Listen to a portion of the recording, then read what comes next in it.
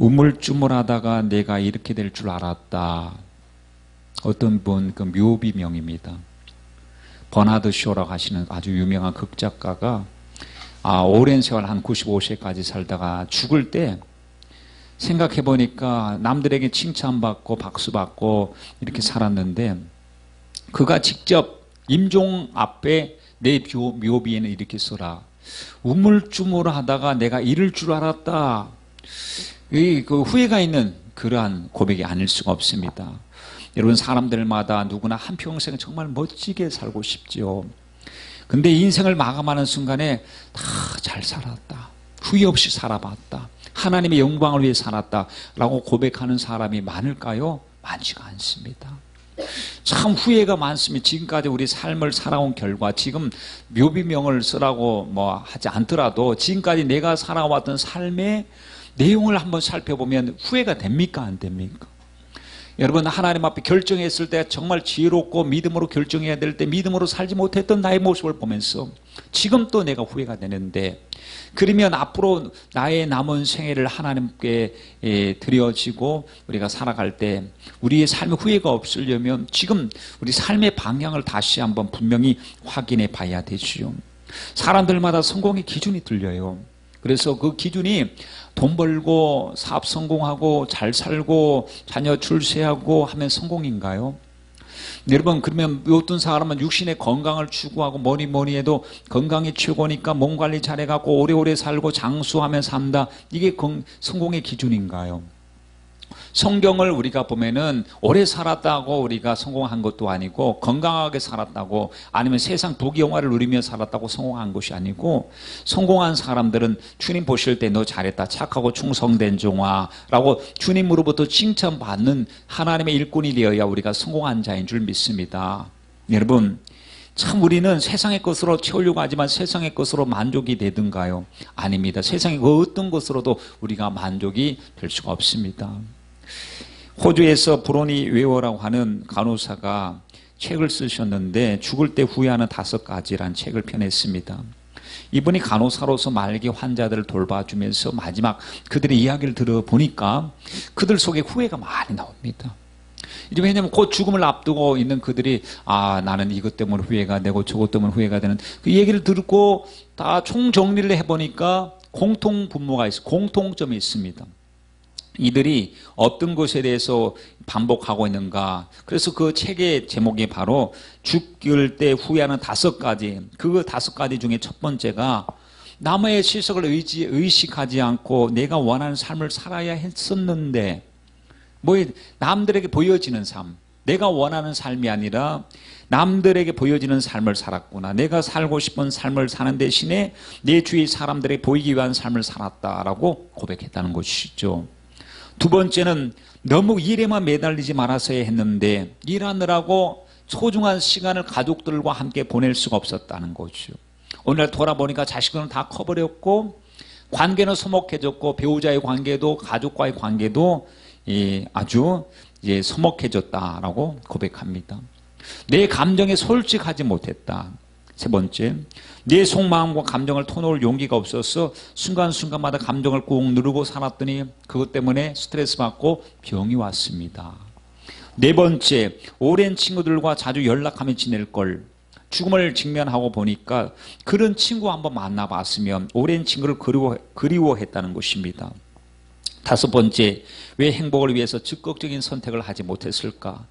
훨씬 더 행복한 삶을 살 수 있었을 텐데 겁이 나서 변화를 두려워했고 모험을 두려워했기 때문에 안전주의로 살았기 때문에 우리가 아주 평범하게 살았지만 큰 의미를 부여하지 못하고 살았다고 후회를 했다라고 합니다. 여러분은 지금 후회하는 것이 있으신가요? 선택에 대한 후회, 잘못 살아온 것에 대한 후회, 앞으로 학생들에게 물어보면 후회가 있을 거고, 또 병상에 있는 사람들 물어보면 후회가 있을 것이고, 그러면 성도들에게 물어보면 무슨 후회가 있을까요? 성도에게 주님께서 기도하면 응답해 주신다고 했는데 저 기도 생활을 정말 못했습니다. 죽도록 충성하라고 했는데 충성하지 못했습니다. 깨어있으라고 했는데 깨어있지 못했습니다.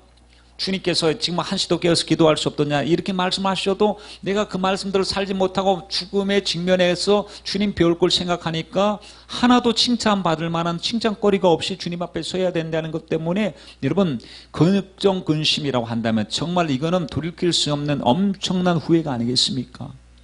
에서의 후회를 여러분 아시죠? 에서는 보면은 이제 팥죽 한 그릇에 장자권을 팔았죠. 산과 들로 돌아다니느라고 말씀을 무시했습니다. 그러다 보니까 나중에는 다 빼앗기고 동생에게 빼앗기고 나서 이제 나중에 그 동생이 사기꾼처럼 축복을 빼앗고 나서 이제 나중에 가봤더니 이미 축복은 하나도 남은 곳이 없었어요. 그때 아버지 내게도 축복해 주세요. 줄 축복이 없다는 겁니다. 그때 그 후회를 얼마나 하는지 방성대곡하고 울고불고 난리를 폈지만 근데 축복의 주인공이 되지 못하고 너는 들나귀를 타고 산과 들로 다니는 들 사람이 될 것이다. 약속과는 이제는 아무런 상관이 없는 사람이 될 것이다 라고 하나님의 심판을 받고 말았습니다. 여러분 우리들도 기회를 놓치지 말아야 될 줄 믿습니다. 마지막 순간 우리가 주님 앞에 딱 섰을 때에 우리가 잘 살았어. 주님의 은혜야. 주님께서 함께 하셔서 라고 고백할 수 있는 저와 여러분이 되어야 될 줄 믿습니다. 여러분 보십시오. 죽음 앞에서 정말 담대했고 믿음의 고백을 했던 사람이 누굽니까? 그 중에 하나가 다 바울이지요. 바울이 그 전에 나는 자본줄로 여기지 않고 된 줄로 생각하지 않고 부름의 상을 향하여 날마다 쫓아간다. 하나님이 내게 주신 사명을 감당함에 있어서는 목숨까지도 중요한 것으로 여기지 않는다 하면서 항상 보면은 주님 앞에 새롭게 도전하는 그의 모습이었는데 디모데후서 마지막 장의 말씀에 보니까 이렇게 고백했습니다. 나는 관제와 같이 이제 다 붐이 되어지고 생애를 주님 앞에 완전히 쏟아부었어요. 관제와 같이 내가 붐이 되어지고 이제 하나님 만날 날이 가까움을 알고 나서 이제 이렇게 고백합니다.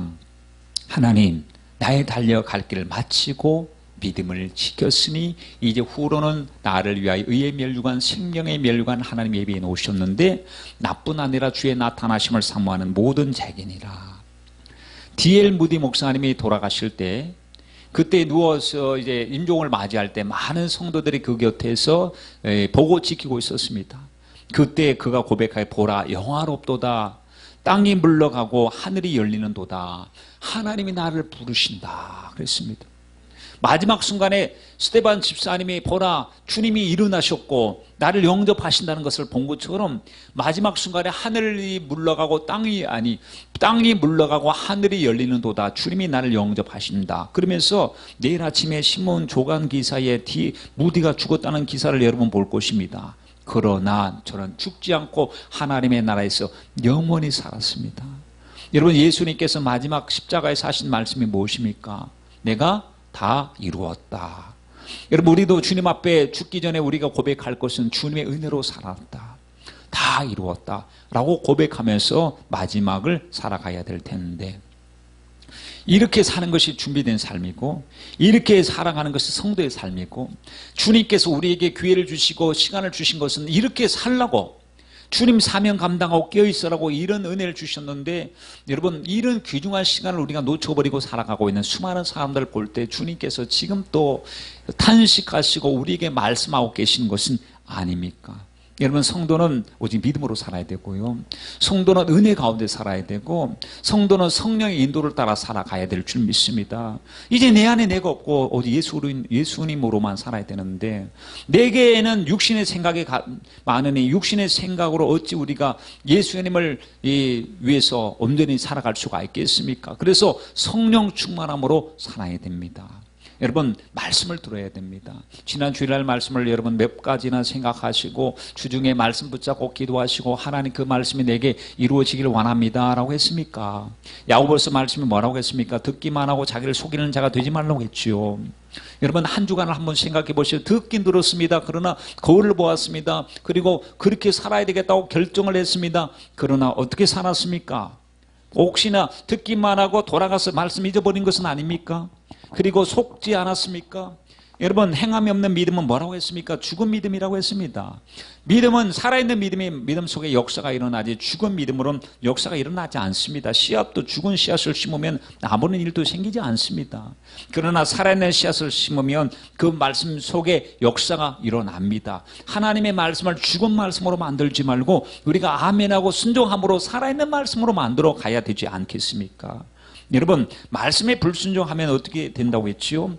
모래 위에 집을 짓는 사람과 같다고 하셨습니다. 그렇게 중요한 말씀, 그래서 내 말을 듣고 준행하는 자는 이제 반석에 집을 세운 사람 같고, 말씀을 실컷 듣고도 아멘 하고 나서도 자신의 말씀으로 살지 않고 순종하지 않으면 그것은 사상 누가 모래 위에 집을 지은 것과 같은데, 건축자가 모래 위에 집을 짓는 사람이 없거든요. 물론 해변에 저 해변 바닥, 그러나 그 밑에 반석을 만날 때까지 아마 무슨 말뚝을 박든지 지하로 내려가든지 하면서 튼튼하게 세운다는 얘기죠. 그러나 모래 위에 집을 짓는 것이 얼마나 어리석고 무식한지, 여러분, 절대로 건축자는 그렇게 집을 짓지는 않습니다. 그런데 우리는 어찌하여 이렇게 허술한 곳에 신앙을 건축하면서도 염려 걱정이 아무것도 없단 말입니까? 여러분, 오늘 우리에게 하신 주님의 말씀이 어떤 말씀일까요? 애타게 아무개야 회개하고 돌아와라, 열심을 내라, 충성하라, 주님이 말씀하고 계신 것은 아닐까요? 여러분, 하나님이 우리에게 주신 귀의 시간, 물질, 생명, 이것은 선물입니다. 하나님의 은사입니다. 하나님이 주신 것을 가지고 우리는 열심을 내야 될 줄 믿습니다. 우리가 가지고 있는 지식 중에 최고의 지식이 무엇입니까? 컴퓨터를 잘하는 지식입니까? 시대를 분별하는 지식입니까? 아니면 영어 단어를 좀 더 아는 지식입니까? 그 지식보다 여러분, 우리 영생을 결정짓는 아주 중요한 지식이 있습니다. 그 지식이 바로 하나님에 대한 지식입니다. 우리도 그 하나님에 대한 지식을 보면 깜짝 놀랍니다. 내가 이 정도인가? 하나님이 우리에게 이렇게 은혜를 주셨는가? 골로새서 3장 말씀에 보니까요, 여러분, 성도의 생명 그리스도와 함께 감추었고 그랬어요. 생명이신 그리스도께서 나타나실 그때 우리도 그와 함께 영광 중에 나타날 거라는 겁니다. 예수님 생명 되신 주님께서 재림하실 때 우리도 주님과 함께 영원한 생명을 얻고 영광 중에 나타날 것을 말씀했어요. 그리고 에베소서 2장 말씀에 보면 죄와 허물로 죽었던 우리들을 살리시고 그랬어요. 사망의 나라에서, 어둠의 나라에서 하나님의 자녀의 나라로 옮기셨고 살리시고, 그리고 올리시고 앉히시고 우리와 함께 하시는 주님이 바로 주님이 우리에게 주신 약속의 말씀인 줄 믿습니다. 여러분, 어마어마한 말씀을 우리가 보게 됩니다. 이전 것은 다 지나간다는 겁니다. 새 것이 되었다고 이야기했습니다. 이 땅의 삶이 전부가 아니에요. 앞으로 우리가 삶을 살아간다 하더라도 여기 계신 우리 권사님들 한 20, 30년 사실런지 모르겠어요. 길게 잡고. 그러나 길게 오래 사는 것이 중요한 것이 아니고 우리 믿음으로 사는 것이 굉장히 중요한데요. 여러분, 준비하려고 하는데 주님 앞에 준비가 되어 있지 않습니다. 여러분, 오늘 주님께서 우리를 부르신다면 과연 주님을 기쁘시게 할 수 있는 믿음을 가지고 주님 앞에 설 수가 있겠습니까? 여러분, 성령의 사람들은 하나님 앞에 오늘 주신 귀한 시간을 믿음으로 살려고 애쓰는 사람입니다. 삶의 질이 다르고 시간의 질이 다르고 예배의 질이 달라요. 기도의 질이 달라요. 여러분, 오늘 우리들이 드리는 기도가 질이 좀 다른 기도를 하나님 앞에 올려드렸으면 좋겠고, 예배도 질적으로 좀 뭔가 변화가 되는, 하나님 앞에 우리가 그냥 건성건성 하면서 예배 드렸던 개개인 심령들이 이제 예배 때마다 하나님 앞에, 하나님 저 산재물 되기 원합니다, 미랄 되기 원합니다, 깨어있기 원합니다 하는 간절함을 가지고 주님 앞에 오로지 주님만 바라보고 기도하시는 이 기도의 모습이 있었으면 좋겠습니다. 여러분, 오늘 말씀을 보세요. 에베소서 말씀이죠.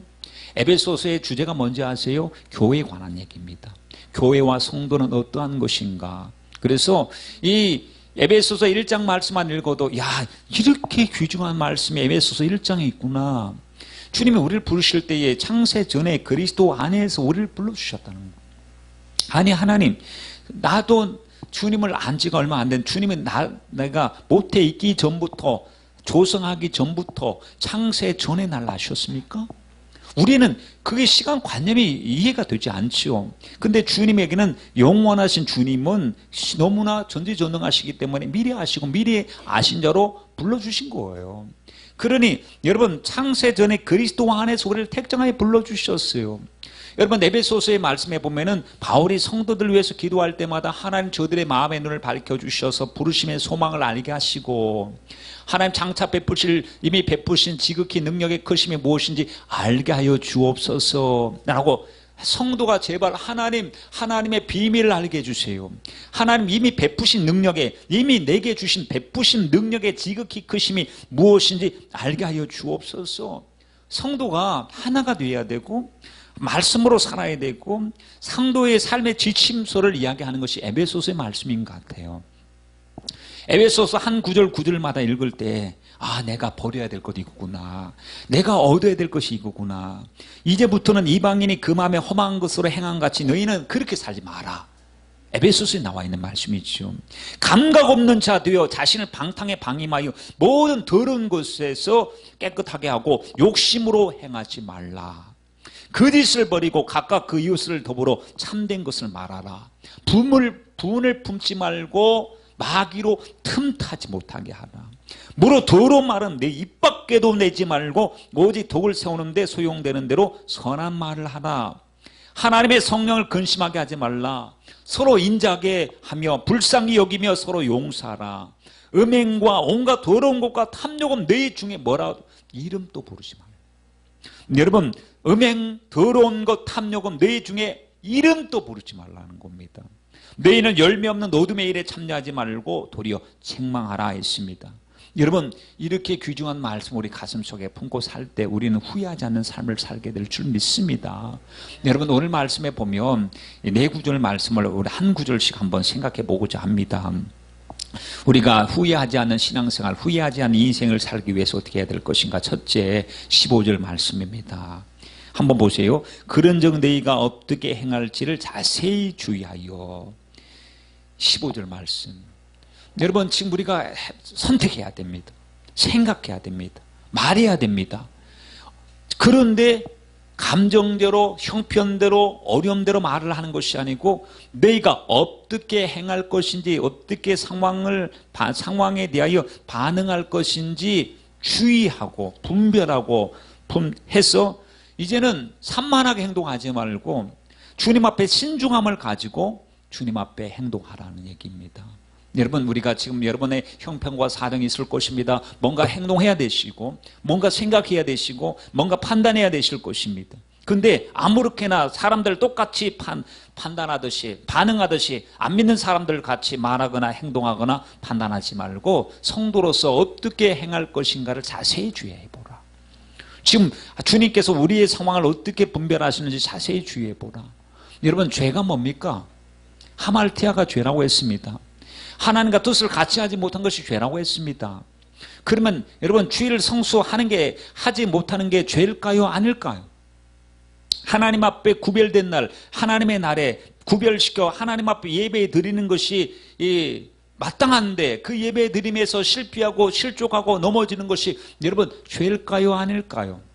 그리고 하나님께서 우리에게 말씀하신 항상 기뻐하고 쉬지 말고 기도하고 범사에 감사하라. 이것이 우리에게 향하신 하나님의 뜻이라고 했는데 하나님이 우리에게 향하신 뜻이라고 했는데 기도하는 것이 뜻이라고 했는데 감사하는 것이 뜻이라고 했는데 기도를 못하는 것이 죄일까요? 아닐까?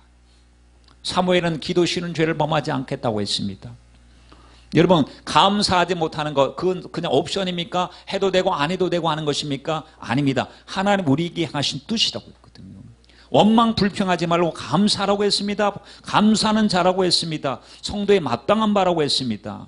그런데 이걸 요즘 시대 요즘 교회 속에서는요 이걸 굉장히 심각한 문제로 다루지는 않습니다. 예를 들어서 보면은 우리가 하나님의 말씀을 읽지 않고 묵상하지 않는 거, 기도 생활 등한히 하는 거, 또 사랑하지 못한 거, 용서하지 못한 거, 경건치 못한 거, 이거에 대해서 이거 심각한 문제야. 여러분 심각한 문제입니다. 성도들은 이런 삶을 살아서는 안 됩니다. 악은 모양이라도 버려야 됩니다. 음행과 구차한 말은 우리의 입 밖에도 내지 말아야 됩니다. 라고 하는 것에 대해서 심각하게 생각하느냐? 별로 탐탁지 않게 생각합니다. 그러다 보니까 기도 생활 안 해도 죄의식이 문제가 없어요. 아무런 문제. 감사하지 않아도 그렇고 예배 안 드려도 그렇고 그 대신에 원망 또 여러 가지 자기 원인 또 핑계 그런 것을 가지고 어쩔 수 없었다라고 하지만 여러분 주님이 보실 때는 이거 주님과의 뜻이 맞지 않는 심각한 문제가 아닐 수가 없습니다. 이런 시대에 살고 있죠. 이런 시대 문화가 이렇고 주의가 이렇습니다. 그러니 이런 시대 우리가 어떻게 세상 사람들과 같이 꼭 똑같이 행동해야 될 것인가, 말씀대로 분별하고 행동해야 될 것인가, 너희가 어떻게 행할 것을 자세히 주의하여 지혜 없는 자 같이 하지 말고 오직 지혜 있는 자 같이 하라 라고 했습니다. 그러므로 우리가 할 때 하나님 이 상황 속에서 주의 생각을 주세요. 주님의 지혜를 주세요. 바른 분별력을 주세요. 주님 신앙 양심을 가지고 잘 판단할 수 있도록 도와주시고, 말할 때, 생각할 때, 행동할 때 믿음의 사람처럼 행동하게 해주세요. 자, 두 번째 보세요. 16절 말씀이죠. 세월을 아끼라 했어요. 서육석 씨가 노래를 불렀어요. 그렇죠? 서육석 맞습니까? 네. 서육석인가? 석? 네. 가는 세월 그 누가 막을 수가 있나요? 흘러가는 시냇물을 막을 수가 있나요? 그 가사를 보면서 세월은 못 막아도 시냇물은 막겠다는 거예요. 저는 시냇물은 그냥 막아놓고 가둬놓으면 되죠. 그러나 세월은 못 막아. 여러분 보이는 세계를 주님이 만드셨어요. 태초에 하나님이 천지를 창조하셨어요. 천지는 보이는 세계, 현상의 세계입니다. 3차원의 세계고 6의 세계입니다. 그러면 세계를 만드시기 전 주님 영적 세계에서 주님이 영원토록 영존하신 주님이 세계를 만드셨어요. 그럼 영적 세계는 시간의 개념이 있느냐? 영원의 개념이에요. 그러니까 여러분 주님 영적 세계는 영원히, 그러니까 항상 현재로서 존재하는 바로 세계, 과거도 현재고 미래도 현재고, 주님은 전지전능하셔서 다 알고 계시는 분이신데, 주님은 육적 보여지는 현실 세계를 만들었는데, 현실 세계는 시간에 통용되는, 시간에 의해서 진행되는 세계가 현재 세계입니다. 그래서 시간의 주인이 누구시냐? 주님이시고요. 그래서 알파와 오메가, 시작과 끝이 되시고 처음과 나중이 되십니다. 여러분, 그러므로 이 주님께서, 지금 영원하신 주님께서 보이는 현재 세계 속에 주님이 일을 시작하신 주님이 끝을 맺고 계시는데, 시간은 흘러갑니다. 역사는 흘러갑니다. 마지막 시간의 종착지까지 주님께서는 계속해서 일을 하고 계시는데, 그러므로 지금은 주님이 일하시고 진행하시는 시간입니다. 이 시간은 여러분 내가 사용하든 안 사용하든 알든 모르든 흘러가는 시간이에요. 잡을 수가 없어요. 거스를 수가 없습니다. 시간을 매매할 수 있습니까? 시간을 양도할 수 있습니까? 시간을 묶어놓을 수가 있습니까? 여러분 없습니다. 저축할 수도 없습니다. 시간을 우리가 아끼지 않으면 그냥 지나가는 시간이고, 시간을 활용하면 그것이 은혜의 시간, 역사가 일어나는 시간입니다. 그런데 왜 세월 아끼라 때가 악하니라 했을까요? 주님 만날 때는 가까워왔는데, 때는 악한데 너무나 많은 성도들이 시간을 허비하고 있고 시간을 낭비하고 있고 주님과 뜻을 같이 하지 못하고 있다는 사실입니다. 여러분 시간의 개념에 보면 크로노스와 카이로스라고 하는 시간의 개념이 있지요. 크로노스의 시간의 개념이라고 하는 것은 연대기적, 그냥 시간입니다. 흘러가는 시간. 근데 카이로스라고 하는 시간의 개념, 우리 저쪽에 보면은 학원에, 입시학원 이름이 카이로스의 학원이 있더라고요. 지금도 있는지 모르겠지만. 근데 카이로스가 뭐냐면 그 시간에는 매듭이 있고 메시지가 있고 역사가 있고 추억이 있고 의미가 있는 시간이 바로 카이로스의 시간이거든요. 그러니까 우리는 그냥 흘러가는 시간이 아니라 우리의 시간을 카이로스 시간으로 바꿔놓아야 됩니다. 오늘 응답받아야 되고, 오늘 회개해야 되고, 오늘 열심을 해야 되고, 오늘 감격이 있어야 되고, 오늘 사랑해야 되고, 오늘 만나야 되고, 오늘 응답받는 시간, 이것이 바로 카이로스의 시간입니다. 성도는 여러분 주님이 내게 주신 시간을 배당해 주셨어요. 시간을 주신 것을 가지고 뭘 해야 됩니까? 그 시간을 붙잡고 주님의 일을 해야 될 줄 믿습니다. 세월을 낭비하지 마라 이 얘기죠. 세월을 아끼라는 얘기가요. 여러분 세월을 낭비하는 사람이 누군지 아십니까? 말씀을 듣고도 순종하지 않는 사람, 말씀을 듣고도 순종하지 않고 내가 내 안에 예수님이 사셔야 되는데 여전히 내가 살아서 내 멋대로 사는 사람, 말씀에 불순종하는 사람, 그리고 핑계대는 사람, 나중으로 미루는 사람, 전도도 기도도 회개도 열심도 예배도 나중에 지금은 바쁘니까 미루는 사람이 시간 낭비하는 사람이고 가장 어리석은 사람이라는 거. 때를 분별하지 못하는 사람입니다. 여러분, 우리는 정말 남은 시간이 별로 없습니다. 시간이 너무나 빨리 흘러가죠. 내 인생이 무엇이냐? 잠시 잠깐 보이다 사라진 아침의 안개와 같다고 했습니다. 모세도 고백하고 우리 연수가 70이요 강건하면 80이라도 그 연수의 사랑은 수고와 슬픔뿐이요 신속히 가니 우리가 날아갑니다. 주님 앞에 우리 날아갑니다. 우리에게 우리나라를 계수함을 가르치사 지혜의 마음을 얻게 하여 주시옵소서. 여러분, 시간 낭비하지 말고 시간 붙잡고 우리 카이로스 시간으로 바꿔가는 영적 지혜자가 되시길 바랍니다. 그래야 주님 앞에 섰을 때 하나님 감사합니다. 하나님 잘 살았습니다. 은혜로 살았습니다. 하나님의 은혜입니다. 라고 고백할 수 있지 않겠습니까? 세 번째 17절 말씀. 주의 뜻이 무엇인지 이해하라. 여러분, 어리석은 자가 되지 말고 주의 뜻을 모르면 어리석은 자예요. 어리석은 자가 되지 말고 오직 주의 뜻이 무엇인지 이해하라. 이 말씀 로마서 12장 2절 말씀하고 똑같은 말씀이죠. 너희는 이 세대를 본받지 말고 오직 마음을 새롭게 함으로 변화를 받아서 하나님의 선하시고 기뻐하시고 온전하신 뜻이 무엇인지 하나님의 뜻이 무엇인지 분별하도록 하라 했습니다. 여러분, 하나님 나에게 향하신 하나님의 뜻을 알고 계신가요? 여러분, 우리 매 시간마다 예배 시간마다 나에게 향하신 하나님의 뜻을 듣고 있어요. 내가 앞으로 어떻게 살아가야 될 것인지에 대해 주님께서 관심이 많으시고 그렇게 살라고 우리에게 성령으로 말씀하고 계셔요. 시편 기자가 그렇게 말했죠. 말씀을 들었으면 반응하겠습니다. 주의 말씀 내 발의 등요 내 길의 빛이니이다. 내가 가는 걸음걸음마다 주님께서 비춰주셔서 갈 길을 보여주옵소서. 말씀으로 조명하여 주옵소서. 여러분, 하나님께서 지금 또 여전히 말씀하시는 분이십니다. 항상 하나님 뜻을 우리에게 알려주시는 분이십니다. 모호하게 알려주시는 것이 아니고 아주 분명하게 성령을 통해서 알려주시고요. 찬양 드릴 때 주의 뜻을 깨닫게 하시고 또 성숙한 그리스도인들을 통해서 주의 뜻을 알게 하시고 기도할 때 여러분 성령을 통해서 직접적으로 주의 뜻을 알게 해주시지만 가장 보편적이고 가장 확실한 예언이 뭐냐면 기록된 하나님의 말씀을 통해서 아버지의 뜻을 우리에게 알려주시는 것입니다. 그래서 여러분 길이 보이지 않고 답답할 때 주의 뜻을 모를 때 말씀으로 돌아가야 됩니다. 말씀을 가지고 분별해야 됩니다. 항상 말씀을 우리 앞에 두게 하여 그 기록한 것을 주야로 묵상하고 기록된 대로 다 지켜 행하라 했지 않습니까? 여러분, 그러면 그 우리 앞길을 형통과 평탄의 길로 인도하실 것입니다. 시편 119편 99절에서 100절 말씀, 이런 말씀이 있어요. 내가 주의 증거를 묵상함으로, 말씀이죠. 말씀 묵상하니까 나의 명철함이 나의 모든 스승보다 승하며 주의 법도를 지킴으로 나의 명철함이 노인보다 승하니다. 하나님 말씀을 묵상하고 기록된 대로 지켜 행하니까 가장 지혜롭게 가장 아름답고 멋있는 삶을 살게 된다고 고백을 하고 있습니다. 여러분, 바울이 디모데후서를 쓸 때는 거의 노년이었고 감옥이었고 죽음을 느끼는 순간이었습니다. 겨울이었습니다. 추웠습니다. 육신을 위해서는 디모데에게 부탁을 합니다. 가서 겉옷을 좀 갖다 달라. 추웠어, 겉옷을.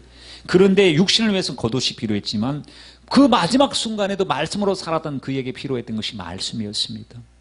하나님의 가족 종이에 쓴, 가족에 쓴 그 하나님의 말씀을 가져오라고 했습니다. 죽는 순간까지 그에게 필요했던 것은 하나님의 말씀이었습니다. 여러분, 우리는 말씀을 들어야 됩니다. 평생에 듣던 말씀 또 들려주세요. 주님, 그 주님께서 주시는 내게 향하신 주님의 뜻을 분별할 수 있도록 도와주옵소서. 여러분, 주님께서 지금 우리에게 뭐라고 말씀하고 계시죠? 요 근래에 왜 게으르냐? 회개하라고 하십니까? 열심 내라고 하십니까? 사랑하라고 하십니까? 아니면 용서하라고 하십니까? 인내하라고 하십니까? 오직 주님만 바라보라고 말씀하십니까? 말씀이 우리에게 힘입니다. 말씀이 우리에게 능력입니다. 여러분, 주의 뜻을 이해하십시오. 그리고 그 말씀을 우리 가슴 속에 심어서 각인을 시켜놓으시길 바랍니다. 네 번째 18절 말씀. 술 취하지 말라. 이는 방탕한 것은 오직 성령의 충만을 받아라 했습니다. 여러분, 성령 충만을 받으란 말씀은 수동태입니까? 능동태입니까? 좀 이게 뭐 어르신들에게는 좀 뭐 수동태, 능동태 하면 머리가 뭐 무슨 얘기인지 복잡하시지만 공부하는 학생은 금세 알아요. 수동태와 능동태가 뭔지. 능동태는 내가 주인이 돼서 능동적으로 하는 거예요. 근데 수동태는 뭐냐면은 나는 힘이 없어. 누군가에 의해서 내가 되어지는 거예요. 이걸 수동태라고 하거든요. 근데 성령 충만하라고 했습니까? 성령 충만을 받으라고 했습니까? 받으라고 했죠. 그럼 성령은 어디서? 내가 스스로 열심히 한다고 충만해지는 게 아니고 하나님이 부어주셔야 성령 충만해지는 거예요. 이 얘기는 뭐냐면 성경 곳곳마다 아버지 약속한 것을 받기 전에 예루살렘을 떠나지 말라 주실 분이 계시다는 거예요. 여러분, 그 주실 분이 주고 싶으신 마음, 주려고 애를 쓰고 힘을 쓰는데 아니 받아야 될 우리들이 받을 준비를 하지 않고 그릇을 준비하지 않고 사모하지 않는다면 무슨 소용이 있겠습니까? 여러분, 그러니 저 오직 성령 충만을 받으라 주님의 심정이 담긴 것 같아요. 제발 호흡을 숨을 내쉬며 가라사대 성령 받아라. 너희 속에 불이 붙기를 원한다. 성령 받아라. 여러분, 주시고 싶은 분이 안달이 나 계신 모습 아니겠습니까? 어젯밤에 우리 예진이가 갑자기 물어보더라고요. 뭐라고 물어보냐면 아빠 은혜는 때가 되면 받는 거야? 때가 되면 믿음이 자라나는 거야? 그때 때가 되면 아니야. 때를 만들어야 되겠어. 맞는 말이에요. 때가 되면 받죠.